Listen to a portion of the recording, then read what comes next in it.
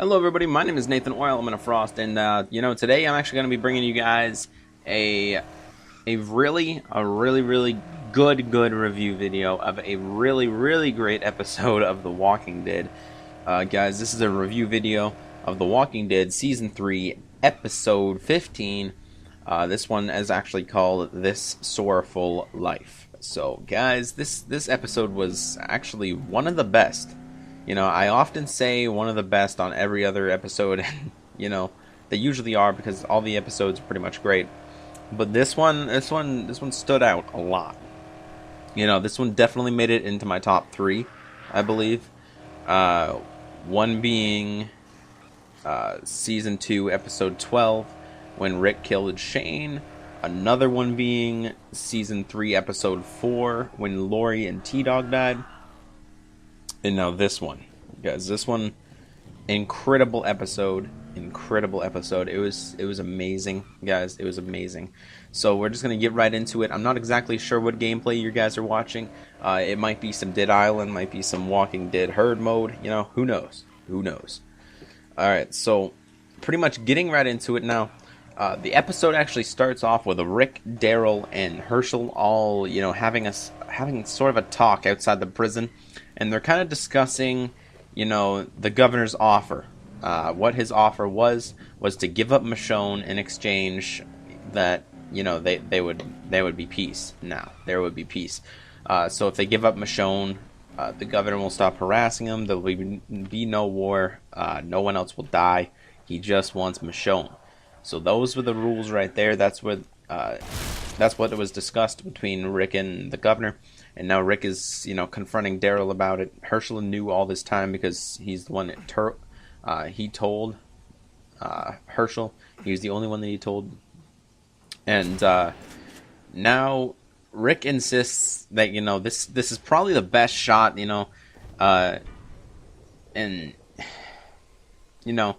I can kind of see where he's going with this, but at the same time, you don't give up a member of your own group to save the rest. That's just not right. Especially Michonne. Like, give up.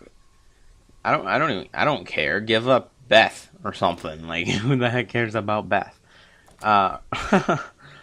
So yeah, Daryl pretty much strengthens that hold by saying it just ain't us. Saying that we're not supposed to be giving up people of our own group so we can live on. It's not right to do. And Rick, he wants Merle's help, so Rick now goes to Merle. Daryl did, offer to do it, but Rick wanted to do it just so, I guess not really bonding time, but he wanted to do it just because he wanted Merle to know the exact rules. Just wanted to put his foot down right there so Merle wouldn't go off and do anything crazy. Which does come into play a little later. So yeah, Rick enlists Merle. So Merle pretty much warns that the governor, he won't kill Michonne, he'll just torture her, right? And that's exactly what the governor would do. He's not this guy that would be all happy-go-lucky, put her down in this executioner type position and shoot her in the head. No, he would tear off her fingernails, he would tear off her fingers, he would cut off her hands, sew them back up. He would, do a bunch of shit to her, probably even rape her, like, the comic thing. But yeah. So Merle pretty much asks Rick, confronts him right out, and he's like, you would do that for a shot at peace, because it's the governor. There's no guarantee that he's gonna leave you guys alone, right? So it's basically just a shot. So you're risking somebody's life for a shot. It's not even a guaranteed thing. And Rick kind of just stays quiet, and Merle kind of brings back a saying from Season 1, Episode 2, pretty much saying, calling him Officer Friendly, because when they first met on the rooftop in Atlanta, Rick pretty much told Merle that his name was Officer Friendly. So yeah, Merle brings that back up. He's like, you would do that for a shot. He's like, you're cold as hell, Officer Friendly. Now, after saying that, Merle's pretty much saying, you know, I agree with you. Whatever, we'll do it. I don't really care, you know, kind of putting that point out there that he doesn't really care. And he advises him to get wire and everything like that because apparently rope you could chew through, which obviously I guess you could. It'd be a little difficult, hard on the teeth, but he advises Rick to use wire to tie her up, bring her there to Woodbury. I guess not Woodbury, but the meeting place or whatever.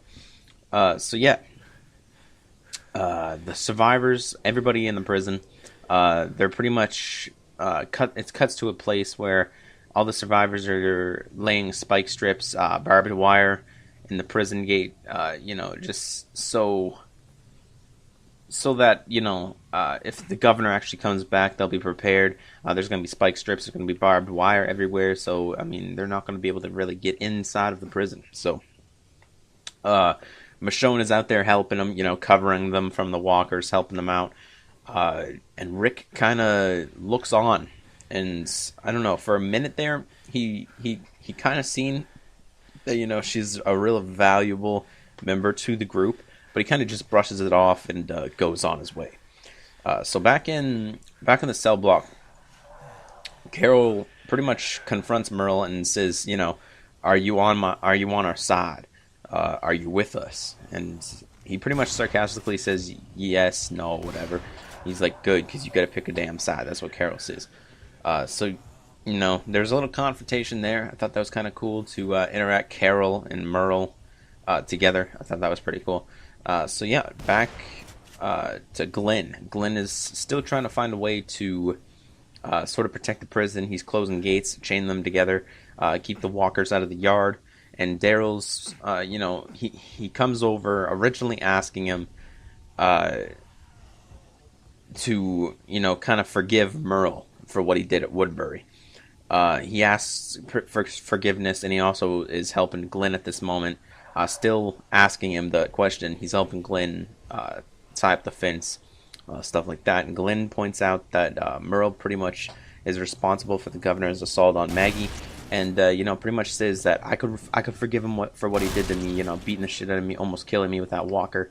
But I care more about Maggie than me.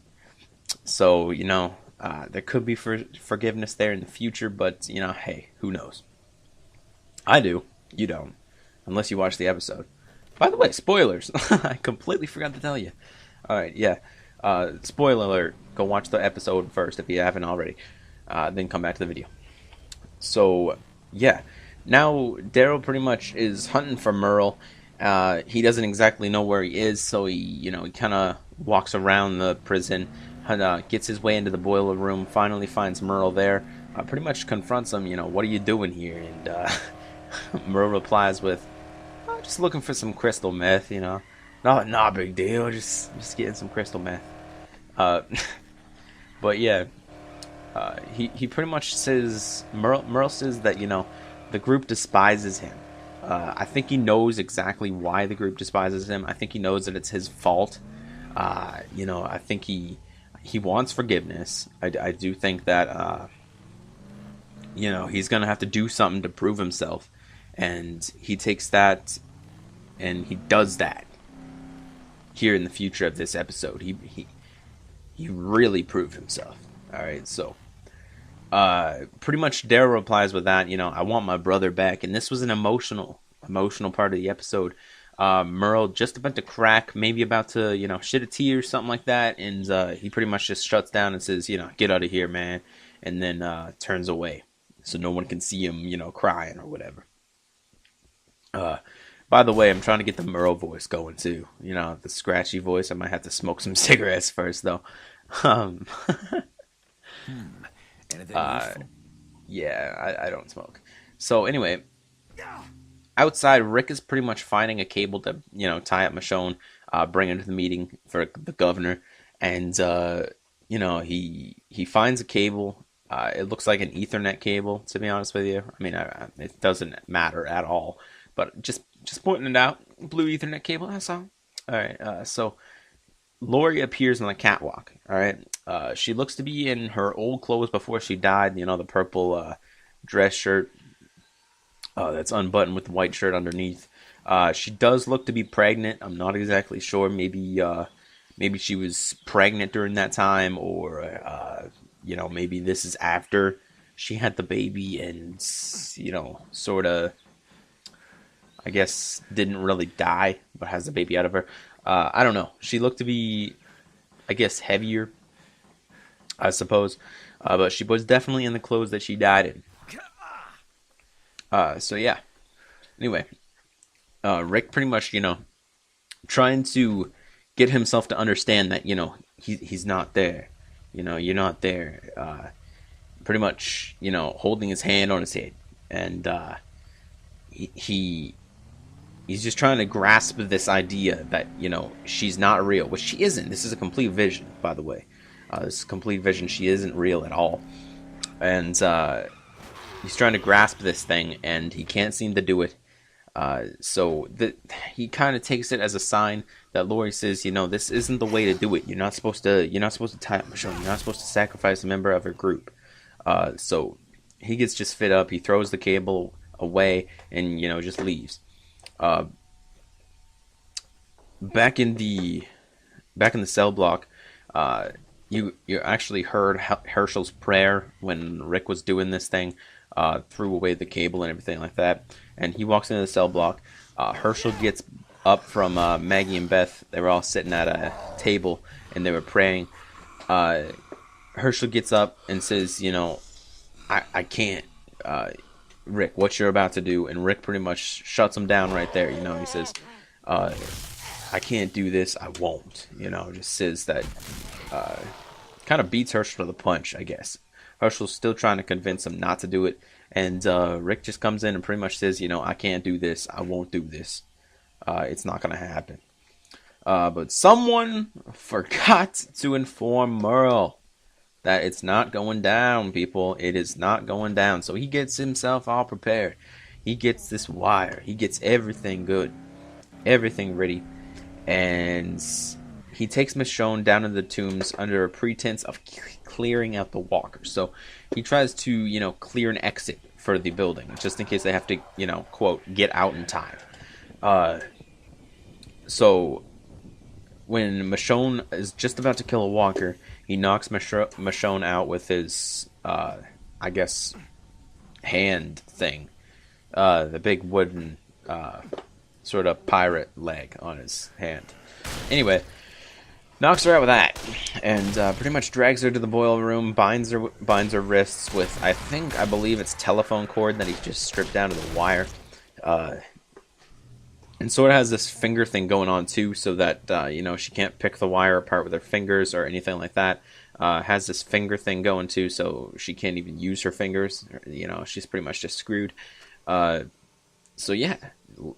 After the commercial break, to be honest with you, I was really surprised at that. I thought it would have been, right away, but hey, anyway, Merle is walking down the street with Michonne, walking down an abandoned road, and explains the governor's proposition,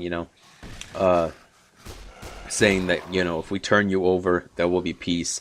And he pretty much explains to you, I'm sorry for doing this, but Rick could have never done this. He doesn't have the balls for it. Stuff like that. So she pretty much confronts him, saying, yeah, you obviously have the balls for it, just pretty much admitting to it. Rick and Daryl back at the prison now are searching for Merle and Michonne, because Rick actually notices that Merle and Michonne are gone, so obviously he's done something. He's gone to fulfill the deed, and they gotta stop him. So they search for Merle and Michonne. They cannot find them. He goes to the boiler room.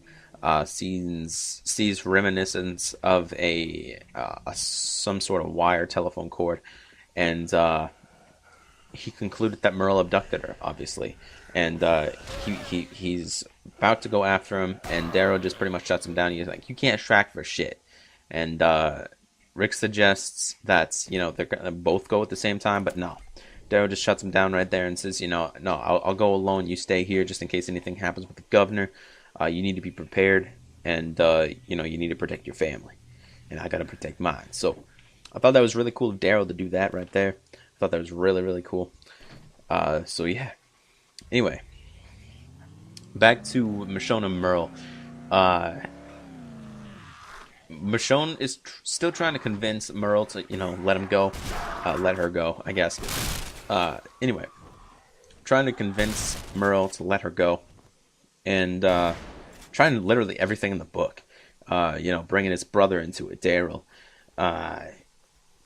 And Merle just pretty much says, this is what's happening. I've done worse than this. I've killed 16 men since this all went down. Quote. Yeah, that pretty much shuts down right there. Trying to find a car. It's not really working out too well. And now back at the prison, Glenn pretty much asks Herschel. He sits down with Glenn. And Glenn pretty much explains to Herschel. He pulls out the old pocket watch that Herschel actually gave to him back in season 2, saying that you were right for my daughter, stuff like that. And he pretty much explains that I didn't know exactly what this meant, but I do now. I know the true meaning of it, and he wants to marry Maggie, and Herschel gives him his blessing. So I thought that was pretty cool. A little bit of light in the episode.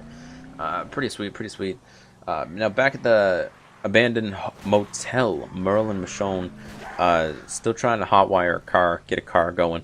Merle pretty much ties Michonne up to a post. She's completely helpless. Her hands are tied. She can't do anything. It's wire, stuff like that. And he's trying to hotwire a car, and he accidentally triggers the alarm. So, I mean, you can only expect what this is doing. You can only expect what this is doing. So pretty much just walkers come out of every single corner of that motel area, I guess is what you'd say. But pretty much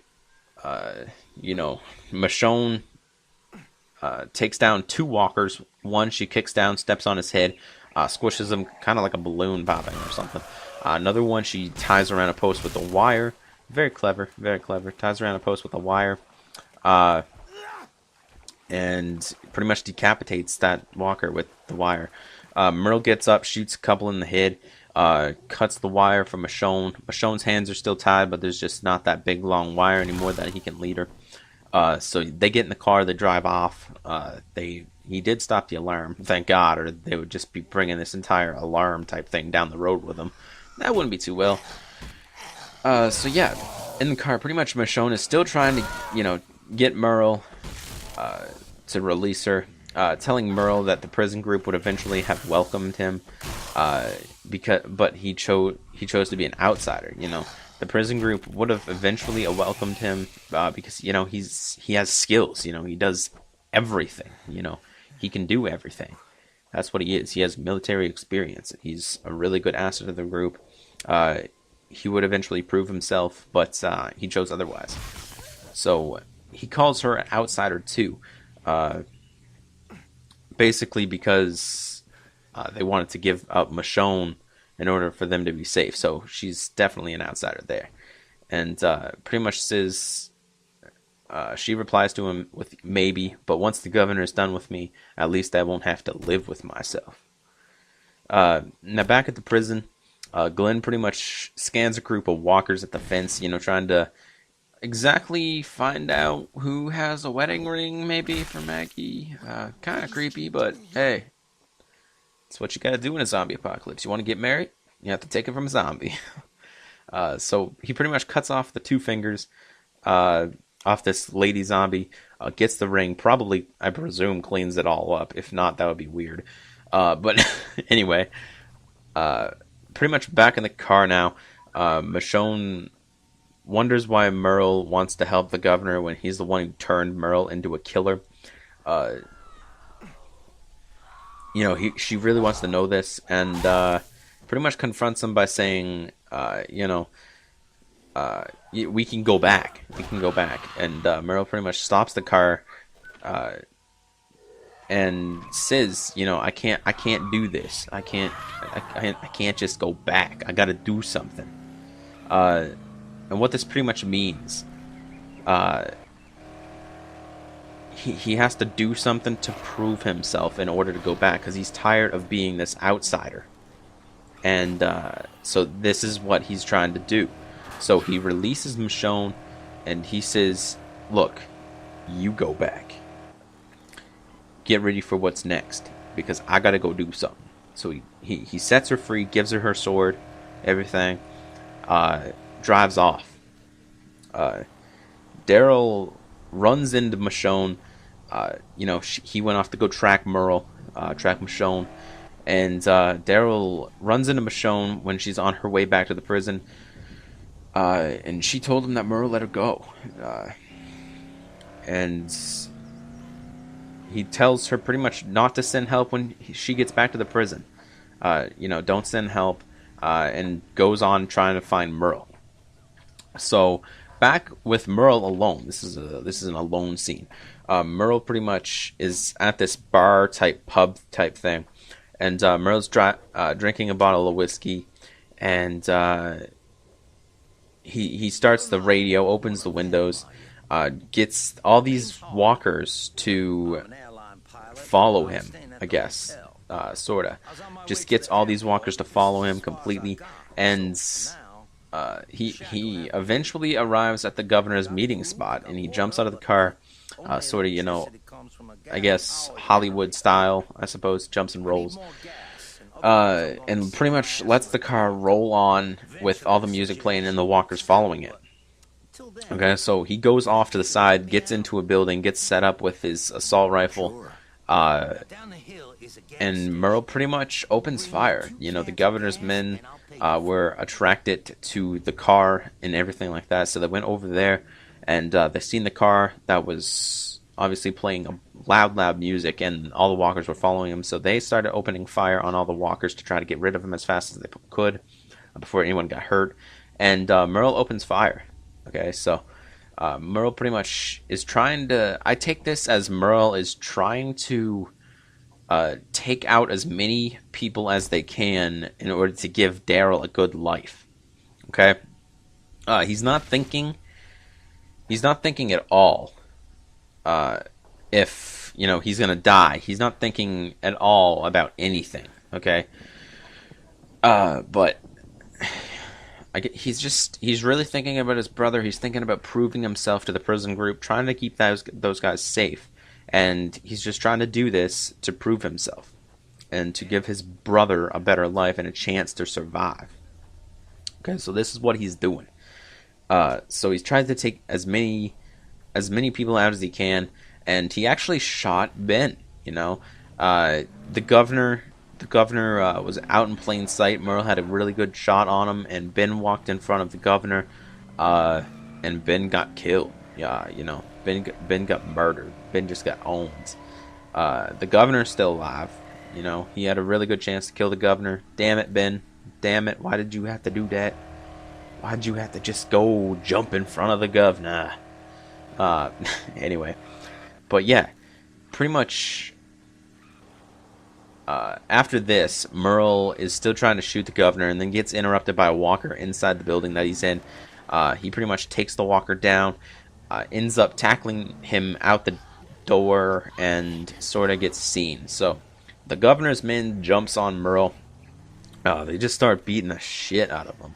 And the governor pretty much pushes them all away and says to his men, leave Merle to me.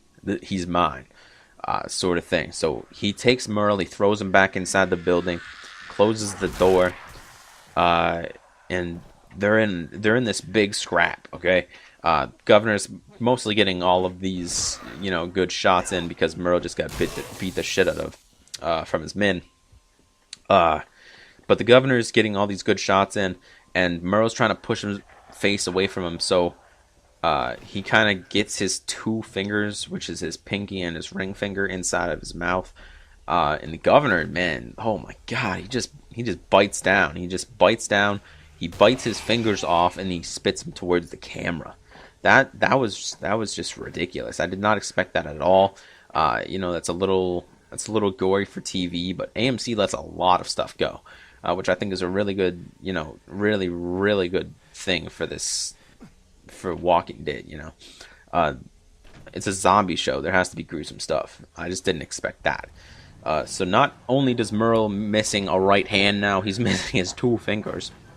And Merle pretty much stands up. After I guess the governor dragged him up, he leans back against this thing and goes back to a quote from season 1, when he's tied on the roof. I guess handcuffed to the roof. Uh, Back in season 1, he was actually talking to God. And he was like, you know what? I ain't bagging you. I ain't ever bagged you before. I ain't gonna start bagging you now. And Merle does the exact same thing to the governor. Uh, he says, I ain't bagging. I ain't bagging you. And the governor raises his gun, says, no, you're not. And then shoots him. And then it cuts to commercial. After the commercial, or whatever you guys got, back at the prison, Glenn finds Maggie alone. Pretty much gives her this awkward, really awkward proposal. Doesn't exactly know how to do it. Doesn't get down on one knee or anything. Kind of just opens her hand, places a ring in her hand. She smiles. She says yes, and then they kiss.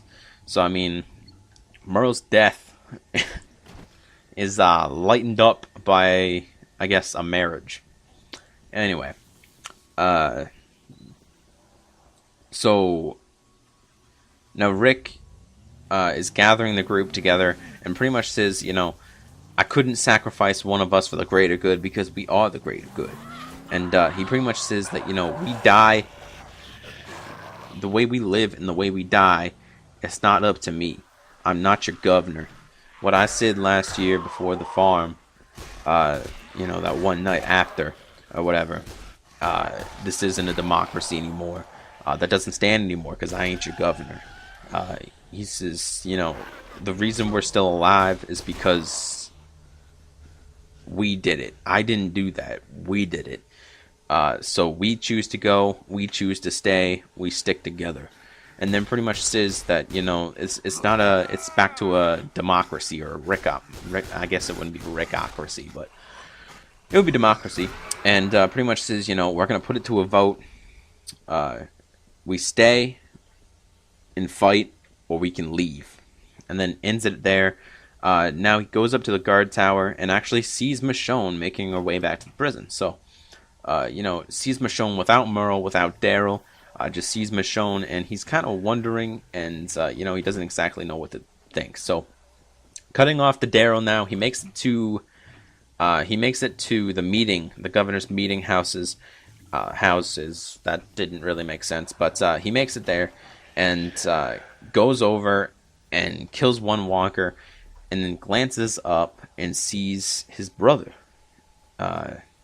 He spots a walker feasting on Ben's corpse. You know, Ben being the one that Merle shot. And he sees a walker, is about to shoot it, and then notices that it is Merle. Guys, so Merle turned into a zombie. The governor did not shoot him in the head. He shot him in the chest. We see clearly the bullet wound. And this is just a really, really emotional part of this episode. You know, this is one of the most emotional parts of this entire series so far, I think. Just because Daryl's eyes, we get a close-up of Daryl's eyes, we get a close-up of Merle's eyes. I get a zombie Merle's eyes, but same thing. We get this close-up, and Daryl sort of is shocked for a moment, and then starts to break down. And Merle Zombie notices Daryl, starts to walk towards him, and Daryl is sort of pushing Merle